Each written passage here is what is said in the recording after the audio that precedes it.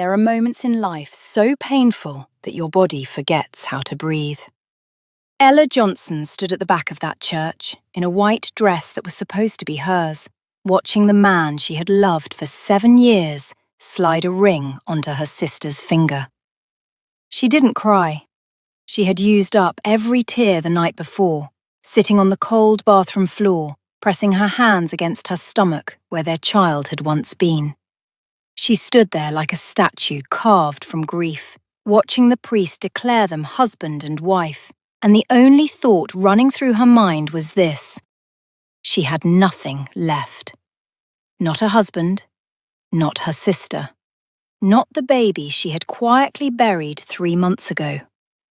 Nothing. But what Ella didn't know, what she couldn't have possibly imagined, was that a man she had met only once, briefly, 2 years earlier, had never once stopped thinking about her. And that man was not the kind of man who let go of things he considered his. His name was John Siwon, and he was coming. Let us go back to the beginning, because this story, like all the most heartbreaking ones, did not start with the ending. It started with a girl who believed in love so completely that she never thought to protect herself from it. Ella Johnson grew up in Accra, Ghana, the eldest daughter of a schoolteacher and a seamstress. She was the kind of woman people described as too good for this world, not because she was weak, but because she carried everyone else's weight without complaining. She paid her younger sister Abina's school fees when their mother fell sick. She worked 2 jobs when their father lost his position. She sent money home even when she had barely enough for herself. She was the backbone of her family, and her family leaned on her so naturally that they forgot she had a spine of her own. When she met David Mensah at a mutual friend's birthday, she thought God had finally rewarded her patience. David was charming, educated, drove a nice car, and said all the right things. He told her she was beautiful. He told her she was strong. He told her he had never met a woman like her. Ella, who had spent so long pouring herself into other people, finally felt seen. She fell. She fell deeply, completely, in the way that women who have never been truly loved tend to fall. All the way down, with no net beneath her. For 2 years, she gave him everything. She cooked for him, supported his business ideas, nursed him when he was sick, and when she discovered she was pregnant, she wept with joy. David held her and said the words she needed to hear. "We'll get married," he said. "This is perfect timing." And she believed him. But while Ella was buying baby clothes and dreaming of names, something was happening in the shadows that she was too trusting to see. David had been spending more and more time with Abina. Abina, her younger sister, the beautiful one, the one who had always been lighter-skinned and louder in rooms and considered more desirable by the men in their circles. Abina, who Ella had sacrificed her own youth to support. The day Ella miscarried was the worst day of her life. She was 4 months along when the bleeding started, and by the time they rushed her to the hospital, it was already over. She lay in that hospital bed for 3 days, hollow, and the person who visited most was Abina. Abina, who held her hand and said, "Don't worry, sister, you will have another chance." Ella didn't know, lying in that bed, that her sister was already 3 weeks pregnant with David's child. She found out the way women always find out, by accident. A phone unlocked, a message thread she wasn't supposed to see. 243 messages between David and Abina stretching back 10 months. Love messages, planning messages, one that read, "Once she loses the baby, we can finally be together without hiding." The world tilted. Ella read it 3 times before her brain accepted what her eyes were showing her. And then, and this was the part that would define her forever, she did not scream. She did not break things. She quietly locked the phone, placed it back exactly where she found it, walked to her room, sat on the edge of her bed, and breathed. In and out. In and out. She was so used to holding herself together for everyone else that even now, even in the most devastating moment of her life, her body defaulted to stillness. She cried quietly, then she made a plan. She did not confront them. She did not tell her parents. She simply began detaching, quietly, piece by piece, like pulling a thread so slowly no one notices the fabric is unraveling. She removed her things from David's apartment over the course of 2 weeks. She stopped being available. And she waited, with a kind of dead patience, to see how long it would take for the truth to surface. It took 11 days. David arrived at her family's house one Sunday afternoon, nervous and overdressed, and he asked to speak with her parents privately. Ella stood in the hallway and listened to him ask for Abina's hand in marriage. She heard her father's confused pause. She heard her mother's sharp intake of breath. And then she heard Abina, her sister, her blood, the girl she had raised almost like a daughter, laughing softly and saying, "Yes, yes, I'll marry you." No one came to check on Ella. No one came to the hallway where she stood, with one hand pressed flat against the wall, keeping herself upright. The celebration began in the living room, and Ella walked out the front door, got into a taxi, and did not return for 4 months. She went to Seoul. It sounds dramatic, and perhaps it was, but Ella had been offered a 1-year contract position with an international textile import company 3 months earlier, and had turned it down because David had said he didn't want her so far away. Now there was no David to consider. She called the company, told them she had reconsidered, and 2 weeks later she was on a plane. Seoul was cold in a way Accra never prepared her for. Not just the weather, though January in Korea nearly shocked her body into rebellion, but the coldness of navigating a city where almost no one looked like her. She was tall and dark-skinned in a sea of people who stared at her with open curiosity, some with warmth, some with something less charitable. She was lonely in a bone-deep way she didn't have language for. But she worked, because working was the thing Ella knew how to do when life tried to undo her. She was 3 weeks into her contract when the night that would change everything happened. Her company held a quarterly networking dinner at a rooftop venue in Gangnam, the kind of place with floor-to-ceiling glass walls and a view of Seoul that looked like someone had scattered diamonds across black velvet. Ella arrived in a burgundy dress she had made herself because her mother had been a seamstress, and those skills lived in her fingers. She wore her hair in a high bun, gold earrings, and a quiet dignity that filled every room she entered, whether she intended it to or not. She was standing near the edge of the rooftop, looking out at the city, a glass of sparkling water in her hand.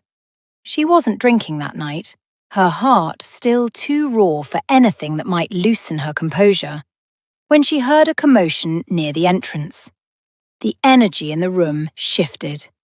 It was subtle but unmistakable, the way a temperature drops just before a storm. People straightened. Conversations dropped half a register. And then she saw why. He walked in like a man who had never once in his life questioned whether he belonged somewhere. Tall for a Korean man, nearly 6 feet, with the kind of face that made you think of ancient artwork, structured and severe, and almost too beautiful to be entirely trustworthy. He wore a dark charcoal suit with no tie, the top button of his shirt open, and around his left wrist, just visible beneath his cuff, was a tattoo that curled like smoke. His name passed through the crowd in whispers before his assistant even introduced him. John Si-won. Ella had heard the name before she arrived in Seoul. Everyone had. He was the chairman of JW Holdings, one of the most powerful conglomerates in South Korea, with interests in shipping, real estate, and, if the rumours in the expatriate circles were to be believed, several other industries that didn't appear on any official company registry. He was 34 years old, unmarried, and carried the kind of controlled authority that men twice his age spent their entire careers trying to project and never quite achieved. He was also within 3 minutes of entering the room, looking directly at her. Ella looked away. She was not in the business of being looked at by powerful men that evening. She was barely in the business of existing. But then his voice was beside her. Low, measured, with an accent that wrapped around his English words like silk around stone. You are the only person on this rooftop not performing for anyone, he said. It is very noticeable. She turned slowly. He was closer than she expected, standing beside her at the glass railing, looking out at the city the way she had been moments ago. Maybe I just have nothing to perform, she said. He glanced at her then, a quick, assessing look that missed nothing. Or maybe you are simply too tired of performing to bother anymore. There is a difference. She stared at him, because that was, unexpectedly, uncomfortably, exactly right. John Siwon, he said, extending his hand. Ella Johnson, she replied, shaking it. His hand was warm and firm, and he held hers for exactly 1 second longer than necessary before releasing it. They talked for 20 minutes. She wasn't sure how it happened. One moment she was giving him a polite, closed answer, and the next she was actually speaking, actually present in the conversation in a way she hadn't been with anyone in months. He asked about her work with the textile company. She told him. He asked where she was from. She told him. He did not say the things people usually said. No, oh, I love Ghanaian food, or you speak English so well. He simply listened, with the focused attention of a man who was used to deciding whether things were worth his time, and had decided, in this case, that she was. She left the event without giving him her number. She didn't think about it as a power move. It simply didn't occur to her that he would want it. She was a junior procurement manager from Accra on a 1-year contract. He was John Siwon. She did not know, as she rode home in her taxi that night, that he watched her leave from the rooftop and then turned to his assistant and said, quietly and without preamble, "Find out everything about her." If you're enjoying this story, like and subscribe for more emotional stories like this. The months that followed were ordinary on the surface and quietly devastating underneath. Ella built her life in Seoul with the careful, deliberate hands of a woman who had learned not to expect anyone to build it for her. She made friends slowly, a Nigerian woman named Chisom who worked at a media company, a Korean colleague named Minji who laughed too loud and was deeply kind.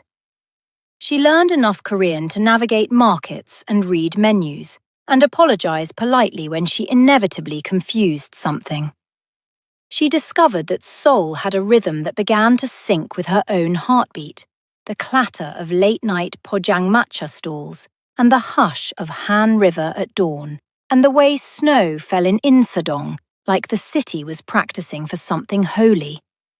She still cried sometimes at night for the baby she had lost. That grief sat in her chest like a small stone she could feel every time she breathed in too deeply. But she was healing, in the quiet, unsexy way that real healing happens, not dramatically, but in millimeters. She did not hear from Jeon Siwon. She had not expected to. She thought of him occasionally, the way you think of a strange dream, vividly at first, then fading. What she didn't know was that he had thought of her every single week since that rooftop. His assistant had compiled a file. He had read it once and then set it aside. Not from lack of interest, but because John Siwon had learned, in 34 years of navigating a world that had handed him both extraordinary power and extraordinary loss, that the things worth having were worth approaching carefully. He had his own ghosts. His father, the original chairman of JW Holdings, had built the company in layers, the public conglomerate above, and below it, a network of influence that operated in the dark. The kind of network where debts were collected not in boardrooms, but in backrooms, where loyalty was enforced not with contracts, but with consequences. When Siwon took over at 26 after his father's sudden death, he inherited both the empire and the underworld. He spent the years since trying to pull the company into the light, not out of moral conversion, but because he understood, coldly and practically, that the future belonged to clean hands. But the world he had come from did not let go of men like him so easily. There were enemies, old alliances that expected their tribute, men who wanted him compromised because a compromised John Siwon was easier to control. He had kept himself free of entanglements because entanglements were vulnerabilities. And in his world, vulnerabilities got people killed. Then, Ella Johnson stood at a rooftop railing in a burgundy dress and looked out at Seoul like she was deciding whether to love it or leave it. And something in him, something he had long considered successfully decommissioned, moved. He waited 8 months before he contacted her. She was in a convenience store near her apartment when her phone rang with an unknown number. She almost didn't answer. Miss Johnson. His voice. She recognized it immediately and felt annoyed at herself for recognizing it. Mr. John, she said carefully. I apologize for the unannounced call. I obtained your number from your company's directory. I hope that is not too unsettling. It's a little unsettling, she said honestly.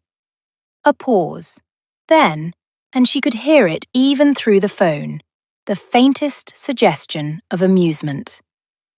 Noted. I am calling because I would like to take you to dinner, not for business. Ella stood in the snack aisle of a convenience store in Mapo-gu and thought about all the reasons to say no. She was still healing. She was leaving Seoul in 4 months when her contract ended.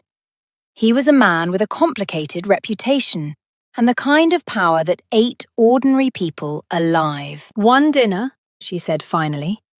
One dinner, he agreed. He took her to a small, quiet restaurant in Bukchon, Hanok village that she would never have found on her own. The kind of place with paper walls and a private courtyard where snow fell silently and the food arrived like a ceremony, each dish considered and precise. He was different here than she expected, still controlled, still carrying that authority like a second skin, but less armoured. He asked about her childhood. She asked about his. She learned that his mother had died when he was 12, that he had essentially raised himself alongside the company he was being groomed to inherit, that he had a younger sister in Paris whom he spoke to every Sunday, and that he disliked sweet foods with the vehement conviction of a man who had decided this about himself very early and never revisited it. She told him things she hadn't told anyone in Seoul. About her miscarriage. About David and Abina. She didn't plan to. It came out somewhere between the second course and the third, when he asked why she had come to Korea, and she found that the simple answer felt dishonest. He listened without moving. When she finished, he was quiet for a long moment. The people who are supposed to protect us are sometimes the ones who do the most damage, he said. Not as comfort, just as fact. Yes, she said quietly. And you still came.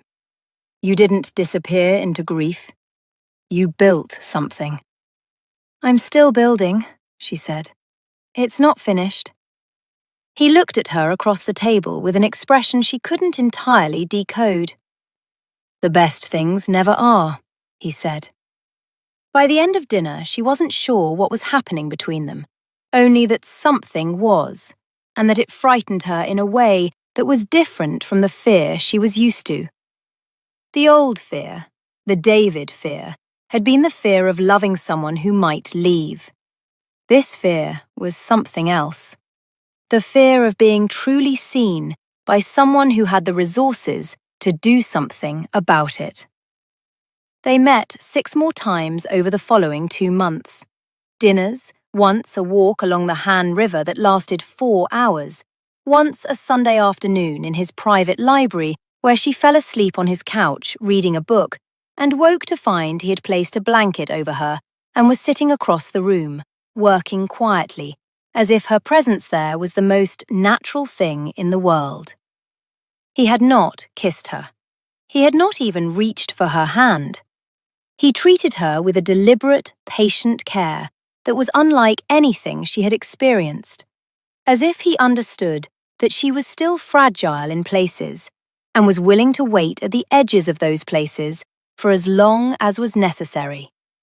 It undid her more than any grand gesture could have. Then one evening, 2 weeks before her contract was due to end, he said something that changed everything. They were standing outside her apartment building, the kind of cold February night where your breath makes clouds, and she was saying goodnight, and he looked at her with that direct, measured gaze and said, "Don't go back." She stilled. "Your contract ends in 2 weeks. I know you intend to return to Accra." He paused. "Stay." "Siwon, I am not asking you to stay for me," he said, which was only partially true, and they both knew it. JW Holdings has a full-time position in the procurement division that would suit your experience precisely. The compensation is significantly better than your current contract. The role exists. I did not manufacture it. He paused again. But if you stay, I would also like to ask whether you are willing to have dinner with me on a more regular basis. She looked at him for a long time. The snow had started again, light and floating, settling in his dark hair. "Is this how you do things?" she asked. "You see what you want and you just arrange the world around it?" "Yes," he said, without apology. "But I would not arrange you, Ella. I would only arrange the conditions. What you do within them is entirely yours." She went upstairs alone that night and sat with it. She thought about Accra, her parents, the house, the ghost of David and Abina's wedding in a church she could no longer enter without flinching. She thought about what she was going back to. And then she thought about this city. This cold, complicated, astonishing city where she had slowly, painstakingly rebuilt something resembling a self. She called her mother. Her mother, who was wise in the way of women who have lived through real things, listened quietly and then said, "Ella, has this man ever once made you feel small?" Ella thought about it. "No," she said. "Never." "Then that," her mother said, "is already more than most people find." She stayed. If you're still with us, don't forget to like this video. It helps us keep making stories like this one. What followed was 6 months of the most quietly extraordinary experience of Ella's life. She and Siwon were not officially anything. They had not defined it, had not labelled it, but they moved through Seoul together like two people who had decided without saying so that they were choosing each other. He met Chisom and was perfectly, precisely cordial. She met his assistant, Mr. Park, a serious young man who looked at Ella with careful respect, which told her everything she needed to know about what Siwon had communicated to his people regarding how she was to be treated. He kissed her for the first time on a rainy April evening in the courtyard of a gallery in Songbuk-dong, without warning and without apology. And she kissed him back with everything she had been holding in her hands since that rooftop in Gangnam. And then she discovered she was pregnant. She was 8 weeks along before she was certain enough to tell him. 8 weeks of sitting with it alone, managing the morning sickness in her office bathroom, pressing her hand against her abdomen in the quiet hours and trying to decide if her heart was ready for this again after the last time. The fear was enormous. But so was something else, something that felt, cautiously, like hope. She told him on a quiet Sunday morning in his apartment kitchen, where she had been making jollof rice with ingredients she'd sourced painstakingly from an African grocery in Itaewon. She turned around from the stove and said, without preamble, "I'm pregnant." Siwon went very still. The kind of stillness that was not absence, but the opposite. The stillness of someone absorbing something with their entire body. "How far?" he said, his voice carefully level. 8 weeks.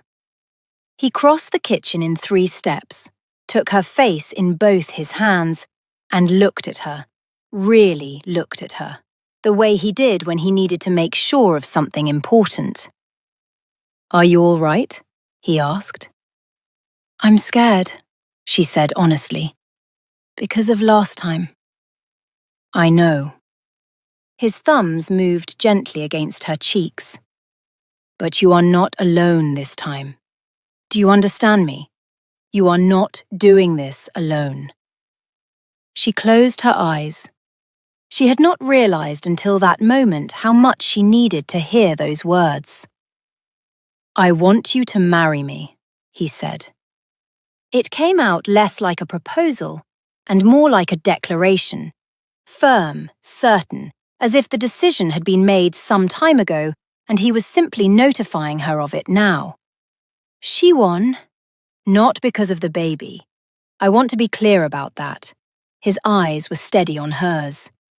"Before you told me just now, I had been thinking about how to ask you for 3 weeks. The baby only confirms what I already knew."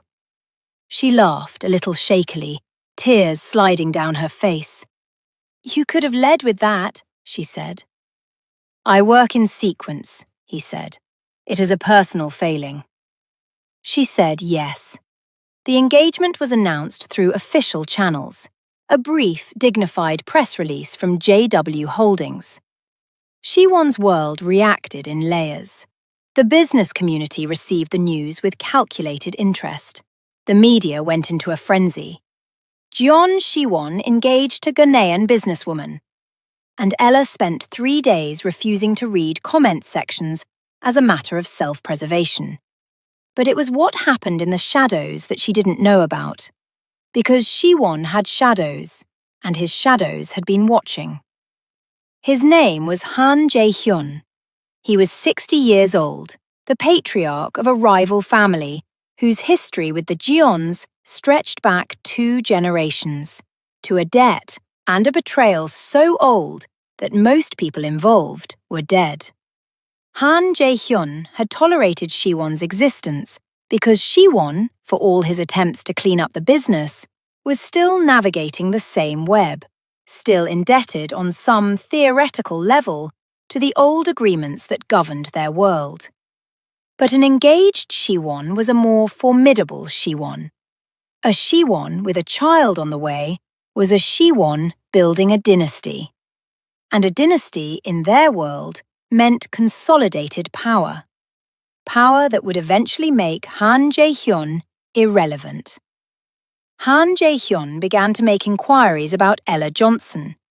He found David Mensa and Abina within 2 weeks. The first sign that something was wrong came when a Korean entertainment gossip site published a lengthy exposé, the kind with photographs and timelines, alleging that Ella Johnson, fiancée of Jeon Shi-won, had a long history of relationships with wealthy men, that she had deliberately become pregnant to trap the chairman, and that she had, in fact, abandoned a previous partner and his family back in Ghana.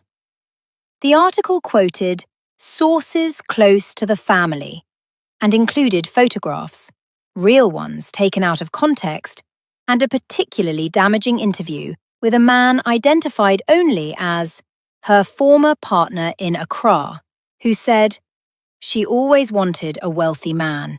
She was not the woman she presented herself to be." Ella read the article at her office desk on a Tuesday morning and felt the ground tilt. The words trap and calculated and abandoned family swam before her eyes. She thought about the baby, 16 weeks now, safe and growing, and she thought about Shiwon's world and all the people in it who had been looking for a reason to question her. And she felt very alone for a moment, very small, very Ella before Seoul. Then her phone rang, Shiwon. "I have seen it," he said. "Shiwon, you need to explain nothing to me." His voice was quiet and absolute. "I know who you are. I have known who you are for 2 years. No article written by people being paid by my enemies will change that." A pause. "Are you at the office?" "Yes." "I am sending a car. Come home." She gathered herself and went. That evening, in his apartment, he sat across from her and said, "Tell me everything about this man, David Mensa. Tell me exactly what he did."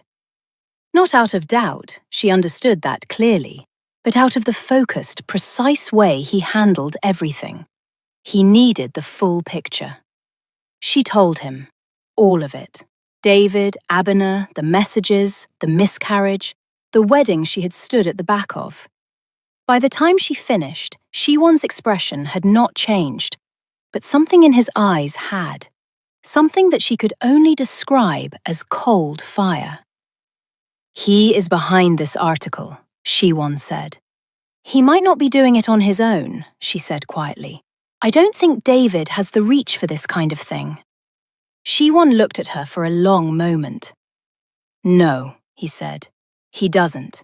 Someone is using him." He stood up. "I will handle it." "Shiwon," she reached for his hand. "Handle it in ways that don't involve anyone ending up in the Han River." The faintest pause. Then, with absolute composure, "I will handle it responsibly." "That is not the same as what I said, Ella." He looked down at her, and for just a moment the armor shifted, and she saw something almost tender beneath it. "Trust me." She held his gaze. Then, slowly, "Okay." What happened next unfolded over 3 weeks in 2 cities, and Ella was privy to only some of it. She knew that Shiwon's legal team filed a defamation suit against the publication within 24 hours. She knew that Mr. Park made several trips she was not briefed on. She knew that David Mensa, back in Accra, suddenly found that 3 of his business contracts had been quietly cancelled by their Korean partners, for reasons no one could specifically articulate. What she didn't know, until much later, was that Shiwon had also made a personal call to Han Jae-hyun. She didn't know what was said in that call. She suspected she never would.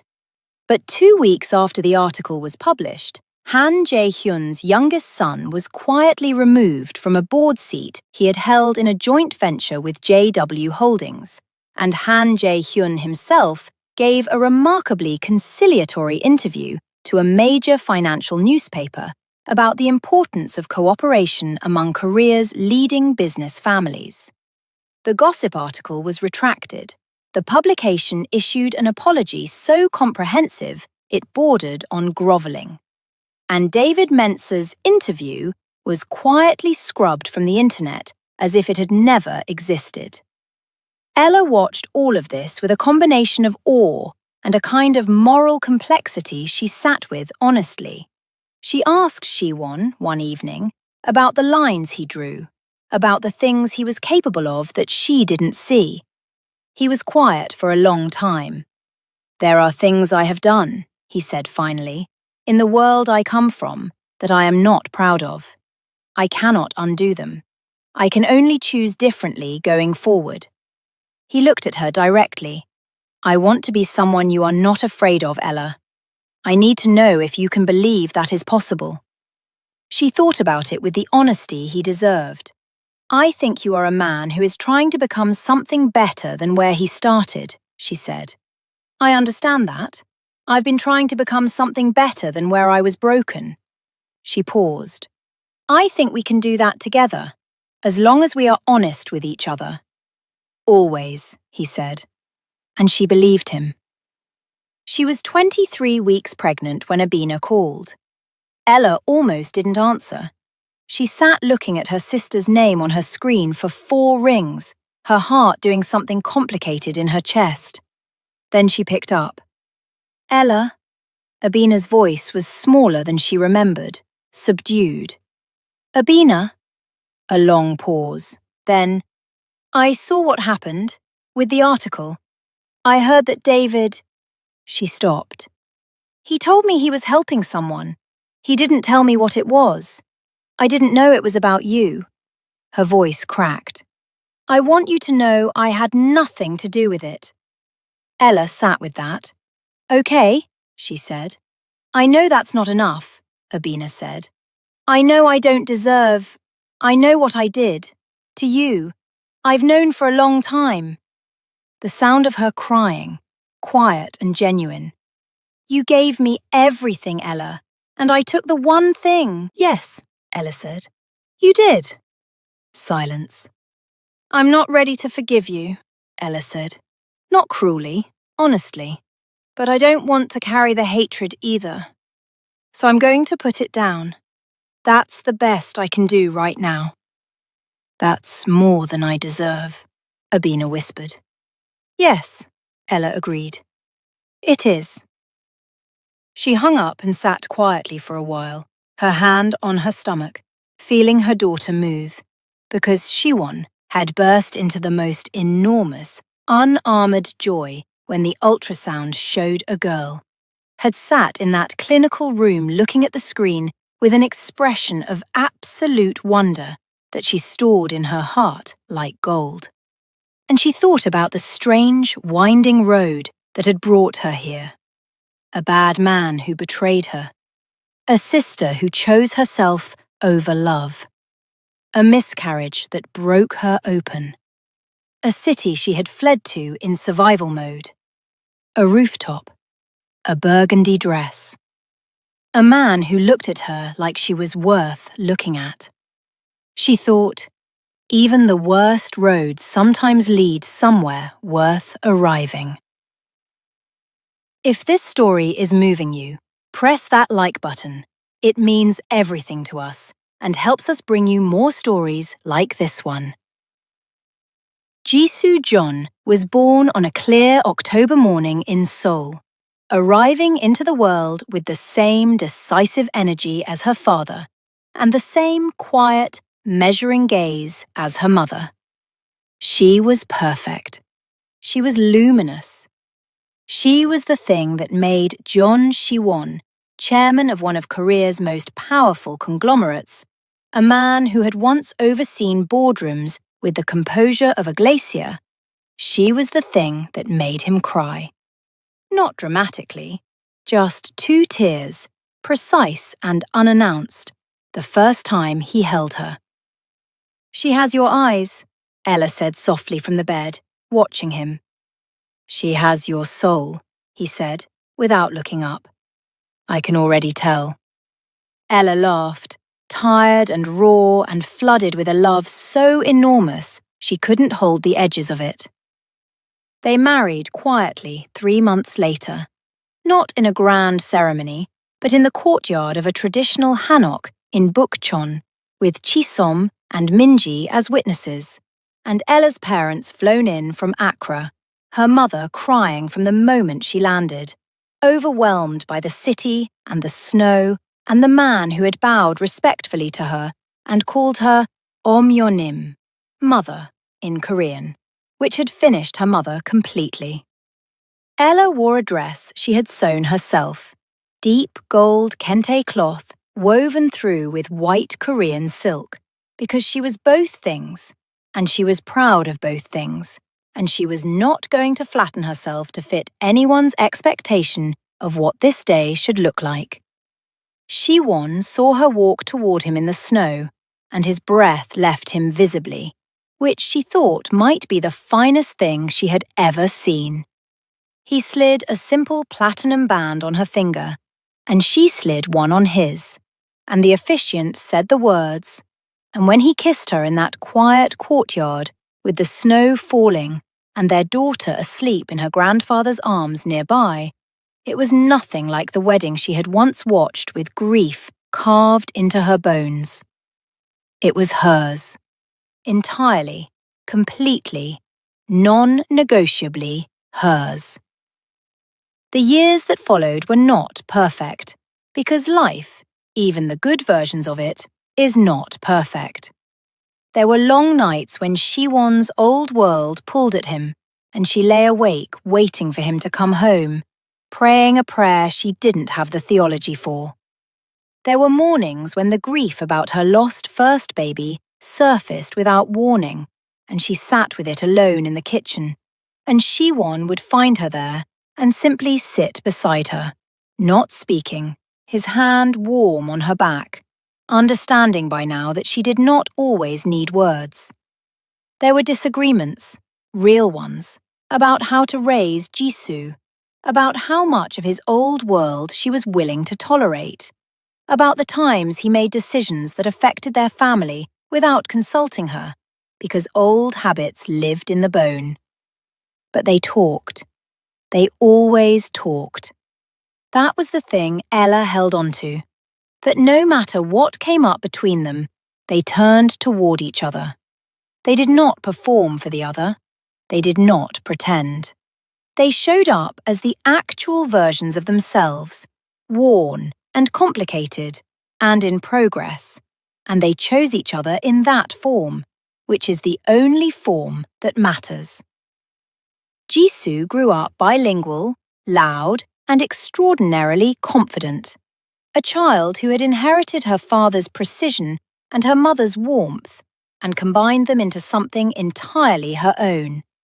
She wore her hair in enormous puffs and insisted on Korean snacks and Ghanaian stew with equal commitment, and asked difficult questions at the dinner table, and loved her parents with a ferocity that left them both undone. When Jisoo was 5, Ella founded a small fashion label, textiles designed at the intersection of Korean and West African craft, drawing on everything her mother had taught her and everything she had absorbed in the markets of Seoul. It was not immediately successful. It was difficult and slow, and there were many nights she doubted it. Siwon invested not as her husband, but as a genuine business partner, with the same rigorous due diligence he applied to everything, which she respected far more than charity would have allowed her to. The label grew. By the time Jisoo started school, it was being featured in Seoul Fashion Week. By the time Jisoo turned 8, Ella was fielding collaboration requests from 3 major Korean designers and a brand in Lagos. She called her mother on the morning the Lagos collaboration was announced and said, "Mama, do you remember when you used to sit up past midnight sewing other people's dresses?" "I remember," her mother said. "I think about that a lot," Ella said. "I think I've been sewing my own dress this whole time, and it finally fits." Her mother was quiet for a moment. Then, "Your father and I raised you to believe that being good to people was enough. And you were good. You were so good, Ella. But sometimes good is not enough to protect you. Sometimes you have to find someone who wants to protect you too. A pause. I think you found him. I did, Ella said. I really did. There is a particular kind of healing that can only happen after the very specific kind of breaking that comes from betrayal by people you loved. It doesn't announce itself. It doesn't arrive on a particular day with fanfare. It comes quietly, in small moments you might miss if you're not paying attention. A morning when you realize you haven't thought about the old pain in 3 days. A moment when you hear a song that used to devastate you, and it simply sounds like music. A day when you look at the life you've built and feel, not relief that you survived it, not defiant pride that you overcame it, but simple, honest, unguarded gratitude that it brought you here. Ella Johnson-Jeon stood at a window of their home in Songbuk-dong on a winter evening, watching Jisoo in the garden below, attempting to teach her grandfather, Ella's father, on his 3rd visit to Seoul, how to bow properly in greeting, her small face scrunched in deep concentration. Siwon was behind her, his arms around her, his chin resting on her head, watching the same scene. She has his patience, Siwon said, watching the old man attempt the bow a 4th time under Jisoo's instruction. She has your stubbornness, Ella replied. That is a virtue. That is an opinion. He laughed, a real laugh, the kind she had worked so hard in the early days to earn, the kind that transformed his face. She covered his hands with hers. She thought about the church, the white dress that was supposed to be hers, her sister's laugh, David's ring on the wrong finger, the woman who had stood in that doorway with nothing left. She thought, that woman is also me. She is not gone. She is still in here, but she is no longer the only thing in here. I love you, she said, not as a declaration, but as information. Simple and factual and complete. His arms tightened around her. I know, he said. Then, softer, I loved you first. From a rooftop in Gangnam, where you were the only person not performing for anyone. She turned to look at him. You never told me that. I am telling you now, he said. Below them, Jisoo crowed with triumph as her grandfather finally achieved a bow to her satisfaction. He laughed, a big, warm sound that drifted up through the cold winter air, and Siwon's arms were around her, and the lights of Seoul glittered beyond the garden walls. And Ella breathed in, all the way in, deep and unguarded, and let the stone that had lived in her chest for so many years dissolve, finally, completely, into something light enough to live without. Some people will tell you that happy endings are too simple, that life is more complicated, more ambiguous, more painful than any story can hold. And perhaps they are right. Perhaps what happened to Ella and Siwon was not an ending at all. It was simply a chapter, and ahead of them were more difficulties and more grief, and more mornings they would have to choose each other all over again. But this is what we know. A woman who had everything taken from her, her child, her love, her sister's loyalty, her belief in her own worth, did not disappear. She got on a plane. She wore a burgundy dress. She stood at a railing and told the truth about her tiredness to a stranger, who was not, it turned out, a stranger at all. She was chosen, not because she performed, or diminished herself, or fit into the shape that other people had decided she should occupy. She was chosen exactly as she was, broken and rebuilding, grieving and hoping, steady and quiet, and made of something that loss could bend, but not break. And the man who chose her was not perfect. He came from shadows. He carried old sins the way powerful men always do, quietly, heavily, in places they don't show anyone.